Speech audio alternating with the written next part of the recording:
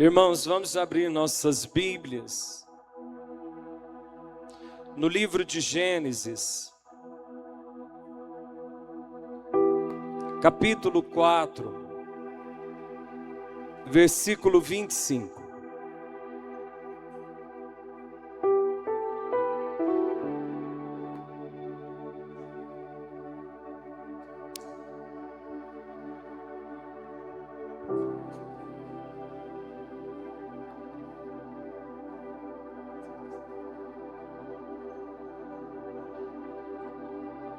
Gênesis capítulo 4, versículo 25. A palavra Gênesis significa início, começo. Esse livro foi escrito por Moisés, por revelação do Espírito Santo. Gênesis capítulo 4, versículo 25. Quem encontrou, diga glória a Deus.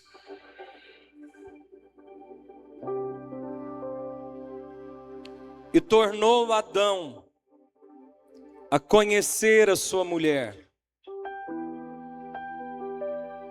E ela deu à luz um filho. E chamou o seu nome Sete. Sete é o nome do filho.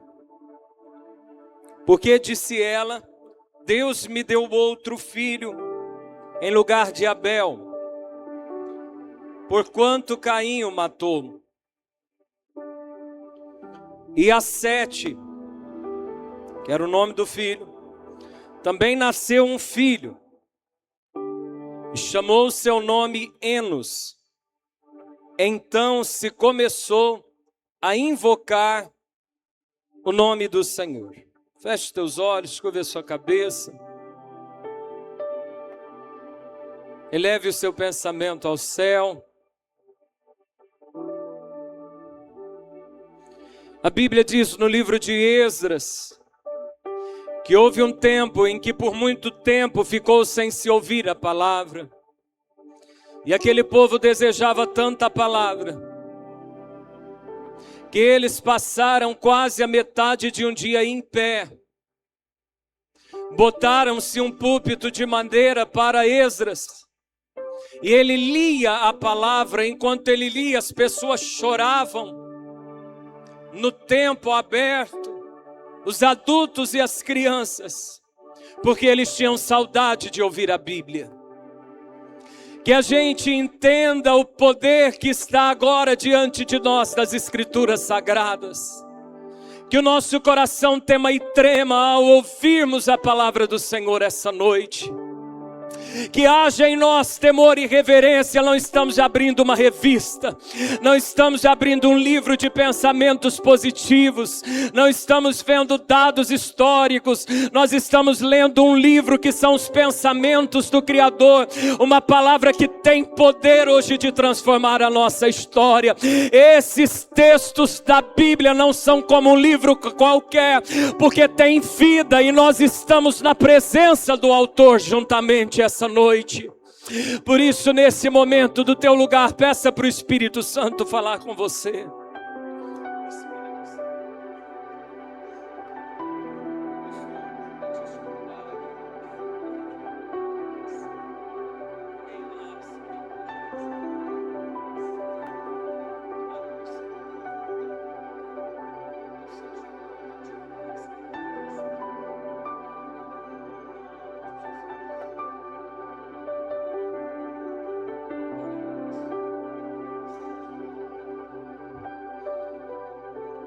Fala conosco, Deus, que nós, os teus servos, te ouvimos, Pai. Aleluia. Irmãos, o evangelista Lucas, na hora em que ele vai contar ou narrar a genealogia, a história de Jesus, ele começa dizendo que Jesus era filho de José, como nós bem sabemos. Ele vai passar um pouco por Davi, dizendo que Davi era filho de Jessé, Jessé filho de Obed, Obed filho de Boaz, aquele que casou com a Ruth. E vai terminar no primeiro, ou na Gênesis, ou no início de tudo, e Adão. De todo mundo falava de um pai, mas na hora que vai falar de Adão, vai falar assim, Adão de Deus. Porque Adão, ele tem uma graça especial, ele foi criado pelo próprio Deus. O Senhor moldou Adão. E quando Deus molda, quando Deus forma Adão, a Bíblia diz que logo após de sua costela, Deus vai formar Eva. E Deus não vai criar o homem para conquistar nada. Um dia eu ouvi alguém dizer que Deus criou o homem para conquistar. Não é isso. Deus não criou Adão para conquistar nada. Na verdade, tudo já estava conquistado para Adão. Adão só precisava cuidar daquilo que Deus lhe havia dado. Quando nós andamos em obediência à palavra de Deus, nós não precisamos sair como um louco, como está no Salmo 127. Levantar de madrugada, repousar à tarde, comer o pão que penosamente granjeastes. A Bíblia diz que aos seus amados Deus dá enquanto dorme. Quando eu e você andamos no caminho da obediência, nós não precisamos viver uma correria para conquistar. Deus conquista para a gente só deve cuidar. E Deus disse para Adão para cuidar do jardim em que o Senhor o estava pondo. Só que Deus deu um alerta a Adão. Não coma do fruto do conhecimento do bem e do mal, da árvore do conhecimento do bem e do mal, e nem da árvore da vida. Uma vez alguém perguntou por que Deus, sabendo que Adão ia fazer isso, mesmo assim botou essas árvores lá. É porque Deus nunca vai nos forçar nada. Deus nunca quer uma obediência na força. Deus quer de nós um relacionamento e uma adoração que passa pelo livre-arbítrio. Você oferta se você quer, você vem à igreja se você quer, você canta se você quer, você serve a Deus se você quiser. É porque relacionamento perde a necessidade se tiver obrigatoriedade. E Deus fala isso para Adão, e me parece que Adão, ele não levou muito em observância isso. Ele não soube explicar para sua esposa o que Deus lhe havia dado. E um dia Eva vai conversar com uma cobra. Cuidado com quem você anda conversando. Eva vai conversar com uma cobra. E a cobra desperta Eva a desobedecer Deus. E Eva come do fruto e não é maçã. Eva come do fruto, Eva dá para o Adão e o Adão também come do fruto. E eles pecam. Pecar é desobedecer. Pecar é fazer do seu jeito enquanto Deus tem um jeito. Pecar não é nada mais do que você fazer o que você acha, em vez de fazer o que Deus pensa.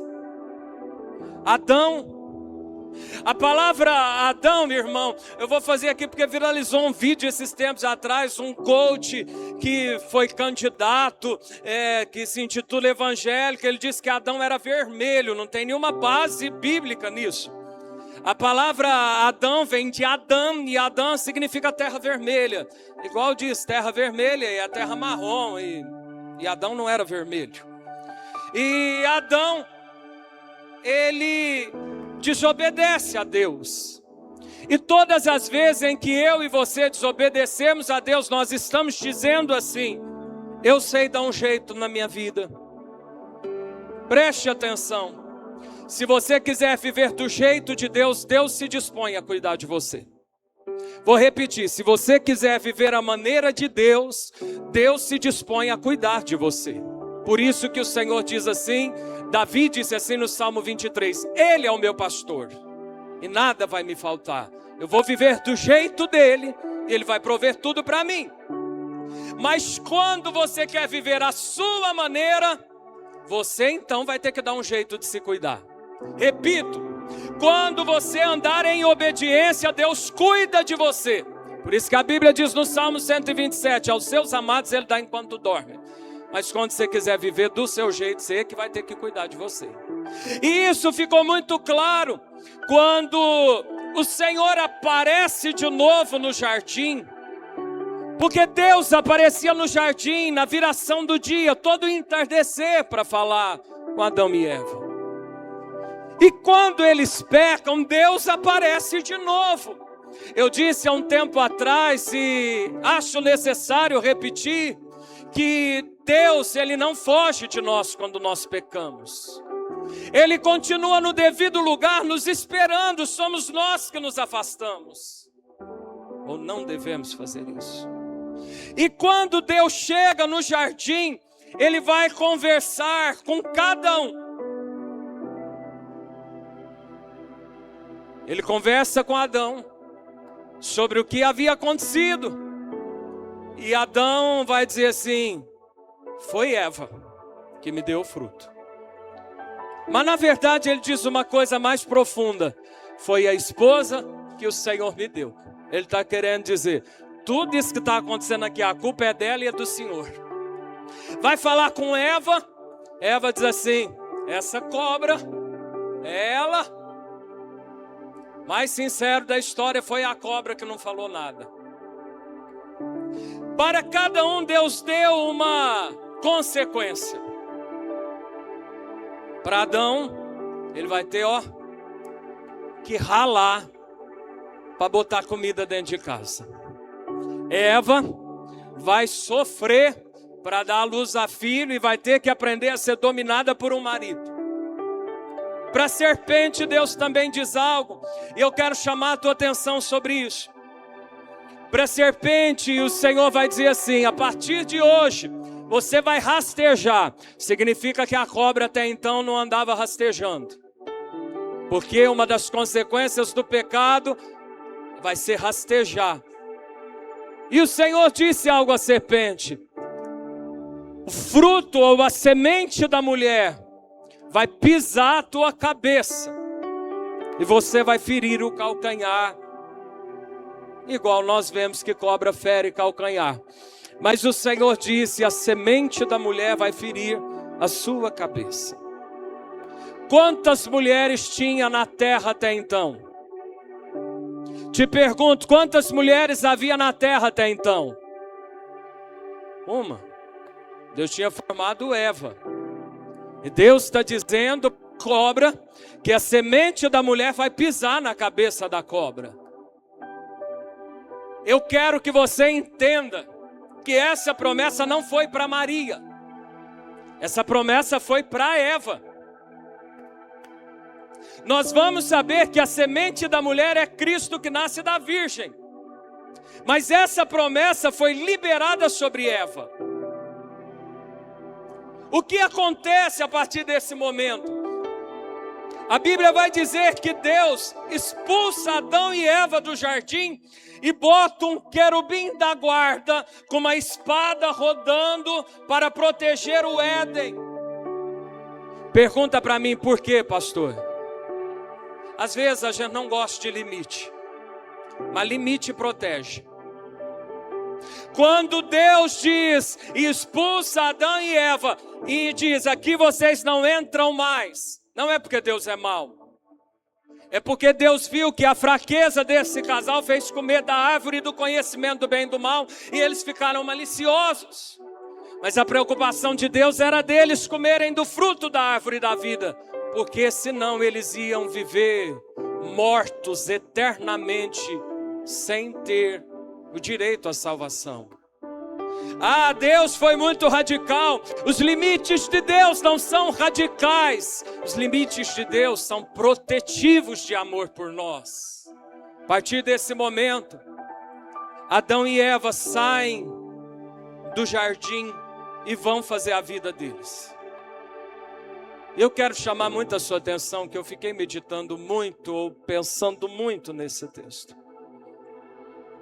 Quando Deus dá uma consequência e os tira do jardim, não é só porque eles haviam pecado, mas é porque Deus via que eles não mudavam de vida.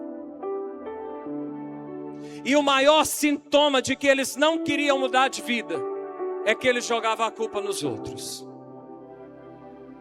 Repita comigo: a responsabilidade do que dá certo na minha vida vai passar na mão de muita gente. Escuta bem, repete de novo: o que dá certo na minha vida vai passar na mão de muita gente. Ninguém vence sozinho. O que dá certo vai passar na mão de muita gente na sua vida. Vai ter um tibum de gente te ajudando, orando por você. Mas agora diga assim: o que dá errado, responsabilidade é minha. E se nós não entendermos isso, nós vamos nos afugentar das promessas de Deus. Eu quero voltar aqui, está em Gênesis 3,15, que o Senhor fala para a cobra do lado de Adão e Eva: a semente da mulher vai pisar na sua cabeça. Uma promessa. Só que a partir daquele momento, aquele casal sai errante, sai sem rumo e vai querer viver a vida, construir a sua família do jeito deles. Irmãos, precisamos tomar cuidado de querer viver a vida igual tem na pizzaria, a moda da casa. Esse sabor só dá certo na pizzaria, mas na vida espiritual isso é um estrago. Nós precisamos viver a moda de Deus. Eles vão viver a moda da casa. E aí então eles vão gerar, porque Deus tinha falado para eles frutificar. E eles vão gerar um filho. Um vai chamar Caim. Aí eles geram segundo filho. Um vai chamar Abel. A Bíblia vai dizer que Abel, ele gostava de dar o melhor para Deus, do seu rebanho. Mas Caim via Deus como algo religioso. Ele trazia qualquer coisa para Deus. Escute. Deus não quer nada forçado da gente. Coisas forçadas se fazem em religião. É fazer um trocentos de oração, é subir escadaria de joelho, é fazer isso, é usar tal cor de roupa. Isso é religião. Deus nunca veio criar religião. Deus criou o homem para ter relacionamento. Deus criou o ser humano para ser amigo, tanto que o maior título que a Bíblia vai dar para Moisés não é o grande profeta, é o amigo de Deus. O grande título que a Bíblia vai dar para Abraão, eu e você o conhecemos como pai da fé, mas o homem era muito rico, o homem teve um tibum de filhos, mas a Bíblia não olha assim.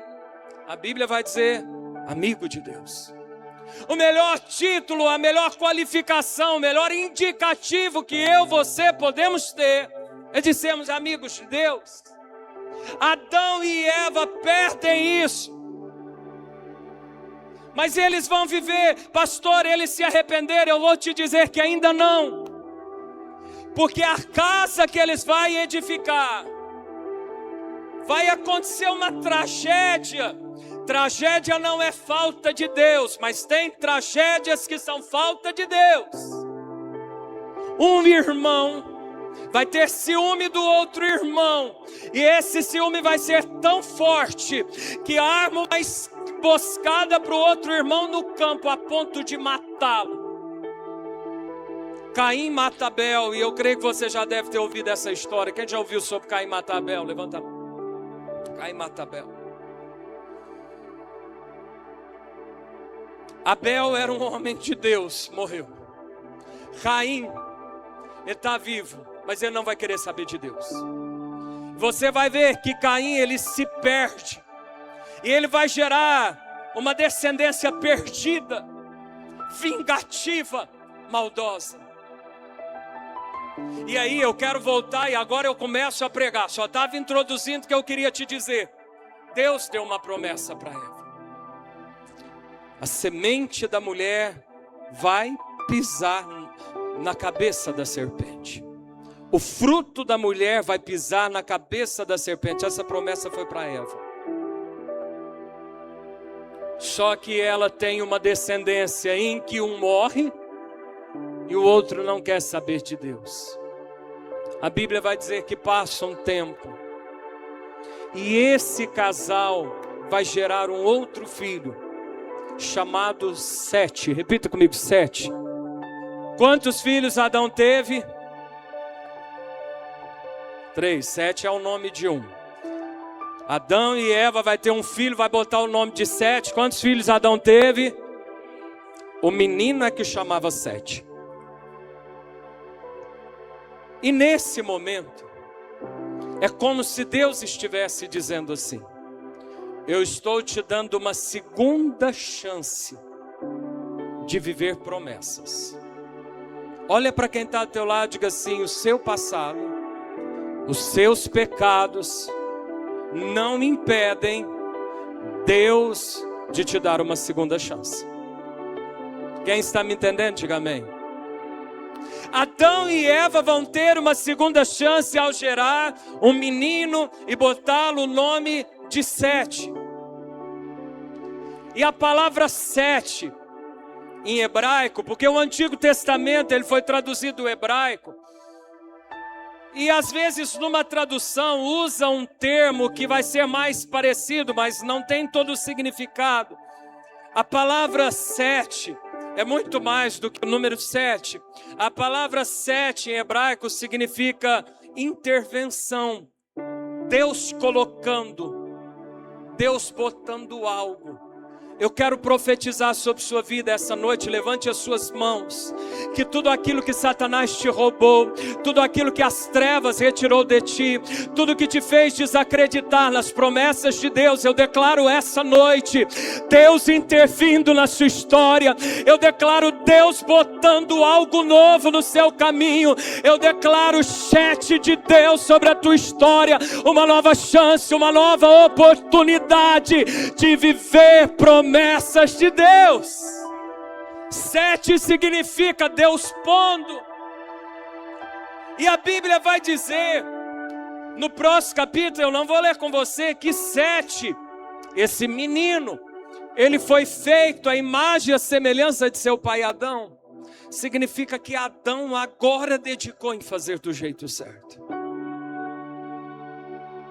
E a Sete, o menino Sete, vai nascer um filho chamado Enos. Repita comigo, Enos. Está aí na Bíblia, lemos. O menino chama Enos, o filho do Sete.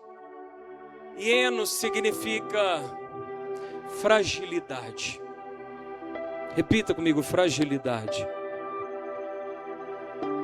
E agora, olha a volta que eu estou te dando para te dizer que agora começa a invocar o nome do Senhor. Está isso aí na Bíblia. E Adão coabita, Adão conhece a sua esposa Eva. E Deus lhe dá um menino chamado Sete. E Sete gera Enos. E aí então começa a se invocar o nome do Senhor. Nós só vamos conseguir voltar a nos relacionar com Deus se nós entender que precisa haver um pouco de Enos, esse menino, essa natureza dentro de nós. Pastor, o que é isso? Fragilidade.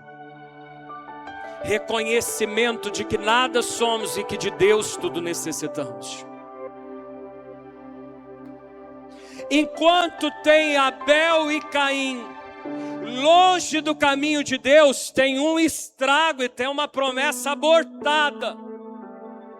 Mas Deus dá uma segunda chance a Adão e Eva. Vão gerar Sete. Sete gera um menino chamado Enos. E eles botam esse nome dizendo fragilidade. Enquanto nós não reconhecemos o quão frágil somos, o quão necessitados somos de Deus, jamais conseguiremos voltar a nos relacionar com o Senhor. A Bíblia vai dizer que aqui, na geração dos netos, começa a se invocar, e daí passa, e daí começa a invocar o nome do Senhor. Eu te pergunto, e antes ninguém invocava o Senhor? Te pergunto, irmão, quanto tempo vai ter que passar para a tua história ser escrita que aí começa a invocar o Senhor? Eu te pergunto, quanto tempo de igreja vai ter que passar para a tua história ser escrita que aí começa a invocar o nome do Senhor? Quando diz que aí começa a invocar o nome do Senhor, começa, no fundo está querendo dizer, começaram a orar. Repita comigo, oração. E dessa linhagem, e aí depois você pode ler em Mateus e em Lucas, quando vai pegar a genealogia de Jesus para trás, até chegar numa semente, vai passar por esses dois que eu te falei. Vai passar por Enos e vai passar por Sete, para dizer a promessa que a falta de oração levou. A vida de oração trouxe de volta. Deus tem promessas na minha e na sua vida. Enquanto nós não gerarmos Enos, fragilidade diante do altar de Deus, nós vamos caminhar distantes da promessa de Deus. Quando diz que aí então começa a invocar o Senhor, a promessa feita à avó Eva, é como se Deus dissesse, está de pé, porque alguém no meio dessa família voltou a orar. Oração é conexão com Deus. Quando nós não oramos, quando nós vivemos de uma vida sem entender a necessidade de oração, nós caminhamos, andamos longe, achamos que está bem, até que quando a gente olha para trás fala, meu Deus, andei longe demais. Um dia, irmão, em 2012, eu fui divulgar o meu livro em Belo Horizonte. A primeira vez que eu pego um carro num lugar bem longe, era GPS de tela, e eu ligo o GPS para sair de BH. Então ligo, tá saindo, e dali 2 horas naquele trânsito pesado de Betim, começa a aparecer que a bateria tá acabando. Tinha um irmão comigo, eu falei, abre aí o porta-luva, pega o carregador. Ele olha, ele falou, não tem carregador aqui não. Eu falei, não, mas eu sempre ando com carregador, mas eu tinha esquecido o carregador. Eu vi uma placa, São Paulo, falei, é por aqui. E fui, andei. E quando eu parava e perguntava se alguém sabia de Uberaba, de Miguelópolis, ninguém tinha ouvido essas cidades. Aí eu comecei a pensar que eu estava num caminho muito errado. Aí eu parei num posto caminhoneiro, eu falei, moço, eu preciso para Miguelópolis. Ele falou, onde que é isso? Eu falei, é perto de Uberaba. Ele falou, nossa, você está chegando perto da capital, São Paulo, capital. Eu não estava indo para o estado de São Paulo, eu estava indo para a capital. Eu falei, agora. Ele falou, você vai pegar aí e voltar umas 3 horas. Aí dali você vai achar uma placa Triângulo Mineiro. Eu achei que eu estava indo certo, mas tinha perdido a conexão.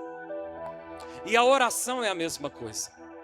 Quando a gente perde a oração, a gente caminha, a gente dirige, a gente vai. E vai achando que vai bem. E vai achando que as coisas estão dando certo. Até que a gente percebe que a volta está ficando cada vez mais longa. Quando em Enos começa a invocar o Senhor, dizendo que aí então começa na família de Adão a cultivar o hábito da oração, Deus começa a alinhar as coisas de novo. Olha para quem está do seu lado e diga assim, quando a oração for alinhada, todas as coisas vão ser alinhadas. Quando a oração é alinhada, tudo começa a alinhar.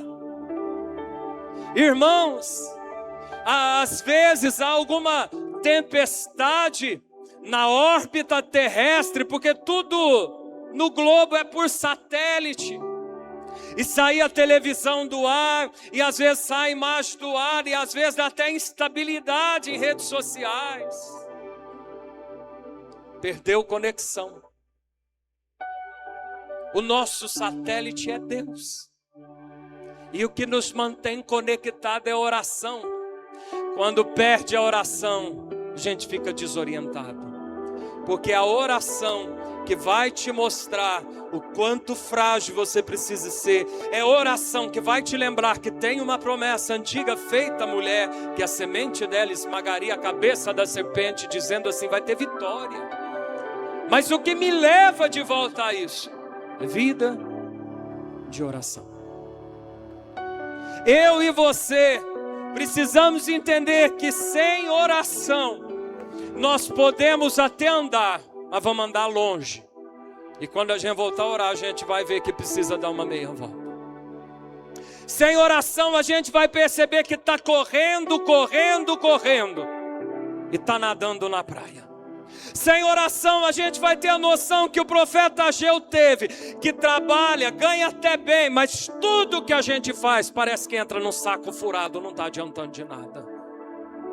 Adão e Eva nos servem de exemplo de quem tenta viver sem o satélite da oração. Quão longe foram, o quão longe os seus filhos Caim e Abel foram. Vai precisar depois, tudo pela oração. Deus tem, irmão, um grande propósito na terra. Talvez um dia você já tenha ouvido que Deus tem um grande propósito na sua vida. Já ouviu isso? Eu vou dar uma modificada nisso. Deus tem um grande propósito para fazer na terra. E às vezes Ele vai usar das nossas fragilidades para fazer parte do grande propósito dEle. Não é um grande propósito para mim, é um grande propósito dEle. E eu sou chamado a ajudá-lo em alguma coisinha desse grande propósito. E o que vai me manter alinhado a fazer isso? Oração. Irmãos, quase todos aqui sabem que oração tem poder. Quem sabe que oração tem poder? Levanta a mão. Não é porque a oração é poderosa, é porque a oração é o meio de alcançarmos o poder de Deus. Quem aqui já viu alguém orar e falou, nossa, como ora bonito? Levanta a mão aí. Você quer... Todos nós sabemos que oração tem poder. Todos nós já vimos gente orar e gostaríamos de orar. Todos nós sabemos que oração ainda continua sendo o meio de Deus intervir na nossa vida. Por que muitas vezes não oramos? Pergunta aí para esse irmão que está do seu lado, por que muitas vezes você não ora então?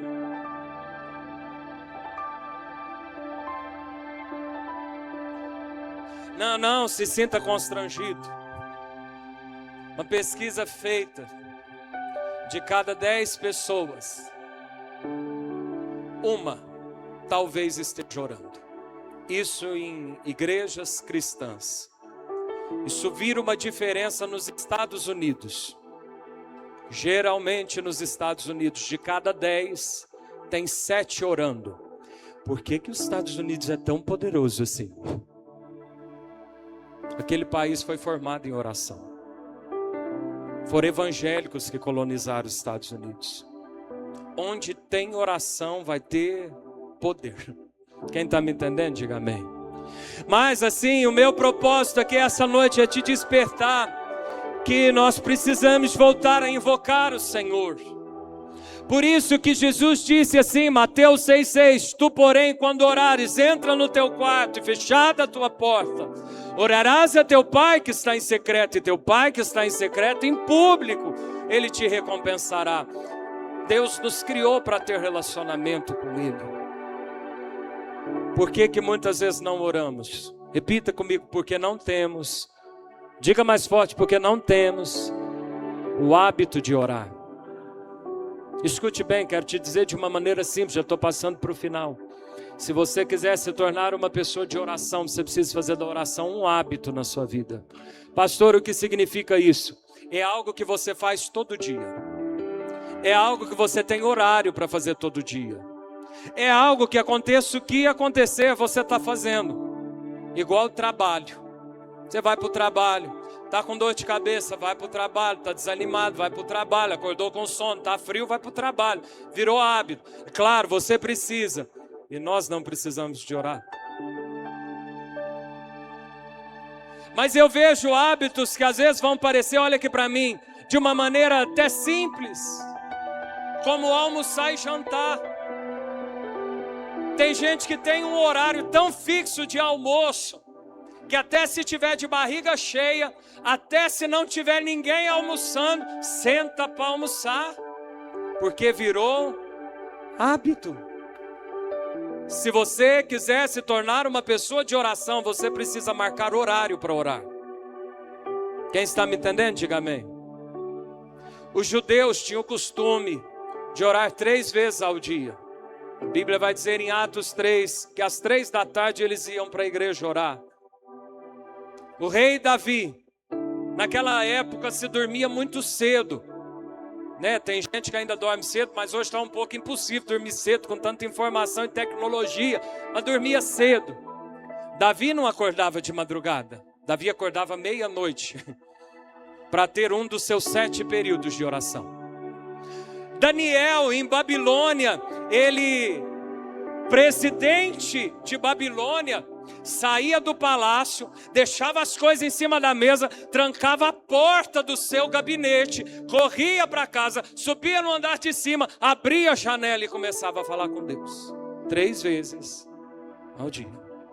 Se eu e você não marcarmos um horário, como nós temos horário de trabalhar, como nós temos horário de tomar banho, como nós temos horário de comer, nós nunca vamos nos sintonizar com o que Deus tem para nós.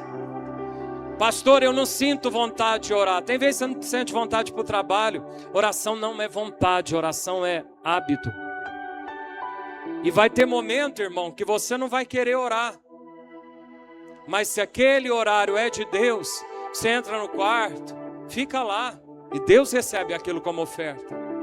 Um dia eu pus no meu coração, aos meus 14 anos, que eu não ia passar mais um dia da minha vida sem passar 1 hora com Deus. E muitas vezes eu não queria orar, mas eu entrava no quarto, ficava até emburrado com Deus. E não punha nem louvor. Mas aquela hora era de Deus. Eu ficava no canto, de joelho. Era de Deus. Saía dali sem ter falado nada com Ele, mas era dele. Isso mexeu com a minha vida. Um dia eu decidi no meu coração, ouvindo uma pregação de dízimo, que se Deus me pede o dízimo, e se eu vou dar o meu dízimo de dinheiro, eu vou dar o meu dízimo de tempo para o Senhor. E posso estar onde for, posso ter o compromisso que for, no mínimo os 10% do meu tempo eu passo com Deus. Isso é construção. Eu não te falo isso para dizer, nossa, como oro, porque oração não é a quantidade, eu estou dizendo uma experiência própria. Oração é intimidade, oração é conversa. Pastor, mas eu não tenho nada para falar na hora que eu estou orando. É igual quando você conhece uma amizade. Tá bom? Daqui a um pouco você senta para conversar, chama para tomar um sorvete, bate um papo. Deus nunca quis um período religioso. Deus sempre quis um momento de bate-papo. Você fala, Ele te escuta. E daqui a um pouco você para, abre a Bíblia e Ele fala com você. É um falando com o outro. Relacionamento. É claro que o melhor período do dia para orar é de manhã, mas eu vou te dizer, se você não consegue orar de manhã, porque está aqui turbilhão, no mínimo dobra o joelho no chão, pede para Jesus te guardar naquele dia, abençoar o seu dia, mas marca um horário no dia, que você vai entrar no quarto e ficar um tempo tranquilo com Deus. Não saia de casa sem orar. Mas talvez a maior parcela do seu período de oração, quando eu ia para a faculdade, tinha que acordar 4h50. E o meu período de oração não era ali, eu não ia ter nem tranquilidade nem para dormir.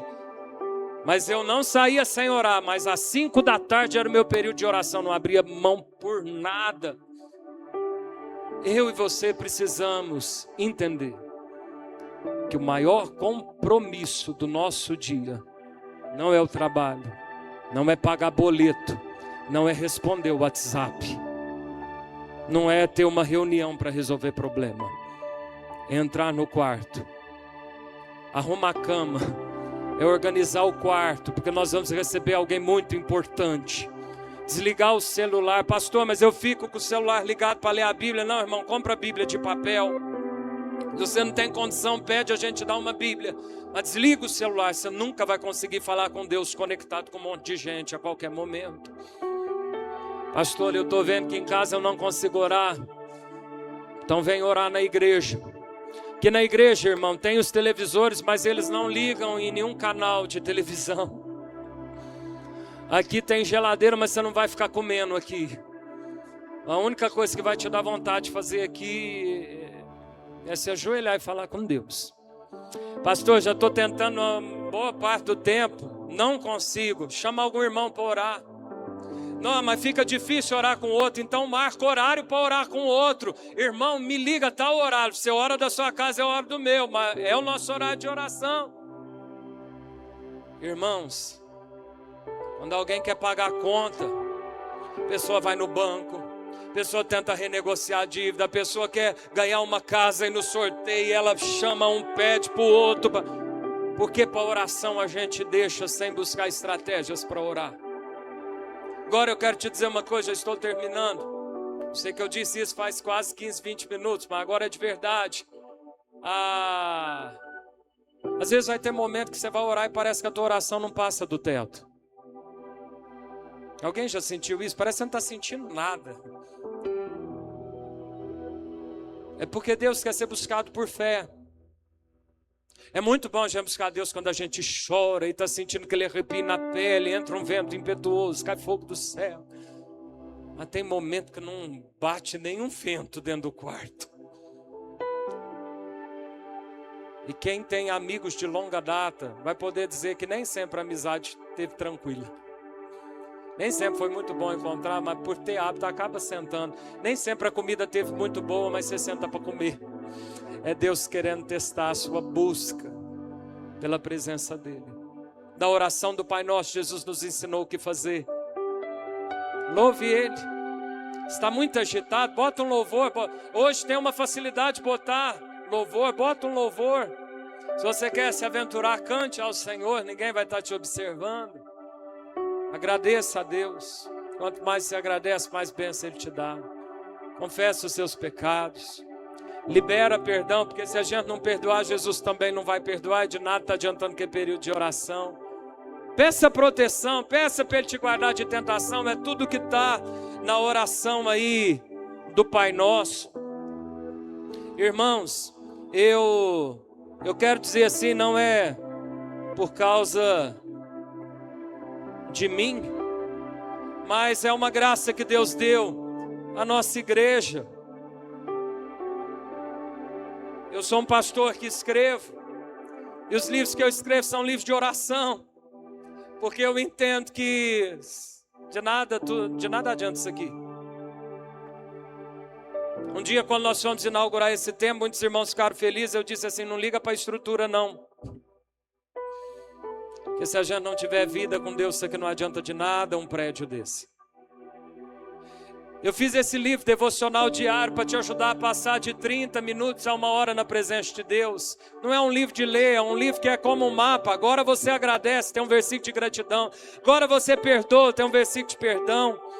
Tenho esse livro, minha declaração de fé, para você aprender a orar, promessas de Deus. Tem esse livro, identidade espiritual, para você orar a palavra de Deus quando os problemas te faz esquecer quem você é, o que Deus tem de sua vida. Tem o último que eu fiz em meditação do discípulo, você parar, ouvir o que Deus tem a seu respeito. Eu vou dizer, a gente não tem desculpa para não orar. A gente precisa entender que não é uma religião, não é alguém orando por você. É você entrando no quarto, fechando a porta. Pastor, mas faço isso há tanto tempo. Imagina se você não fizesse. O tempo que passar nunca vai ser perdido. Ou muda do lado de fora, ou muda algo do lado de dentro. Mas oração sempre vai ter uma resposta de Deus na nossa vida. Amém. Irmãos, segunda-feira, antes do nosso curso, nós temos oração com homens aqui, comigo ao lado, às 7h20, às 7h50, meia hora com a minha esposa no mezanino com mulheres. Vem orar. Meia hora antes do culto, talvez você vê que os pastores são raptados, eles estão orando. As nossas reuniões nos lares chamam casas de oração. Todo dia na igreja tem um grupo orando, são as torres de oração. Pastor, eu ainda não sei orar, igual um bebê não sabe falar, mas de ver alguém falando, começa a balbuciar, mexer a boca, daqui um pouco está falando até melhor que a gente. Ande com quem ora, porque a sua vida vai ser determinada, não pelo dinheiro de quem está do seu lado, não pela influência de quem está do seu lado, mas pela intimidade com Deus de quem anda com você. Vamos ficar de pé no nome de Jesus.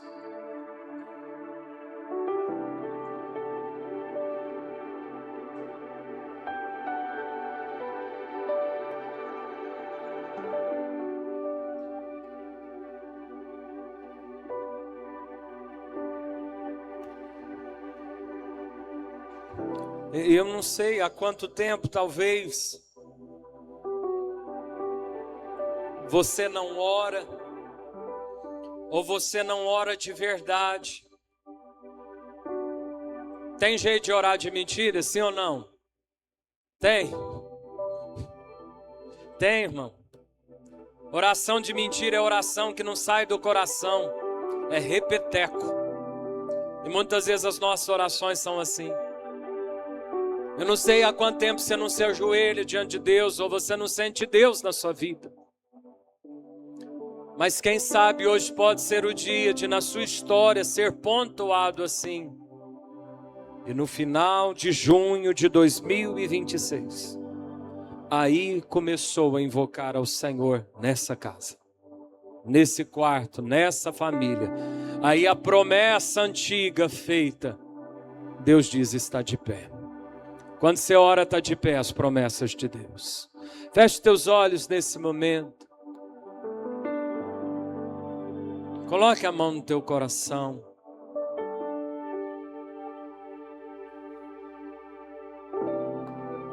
Eu quero te convidar a fazer uma oração muito simples, mas de gratidão. Comece a agradecer a Deus pela sua vida, pela sua salvação, pela igreja, pelas bênçãos que Deus tem te dado.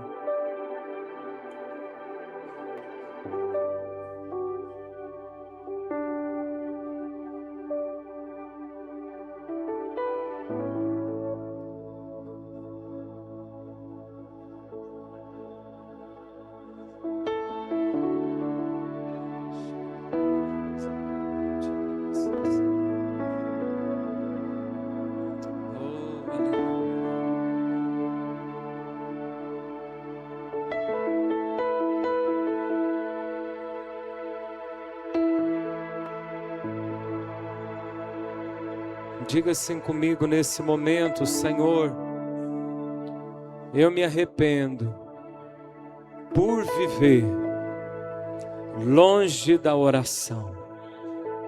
Me ensina a partir de hoje a construir um hábito e a ter alternativas e a me incomodar, a buscar soluções quando eu estiver perdendo o desejo, perdendo as forças de orar. Nesse momento, irmãos, alguns pastores, obreiros vão passar nos corredores, orando por você.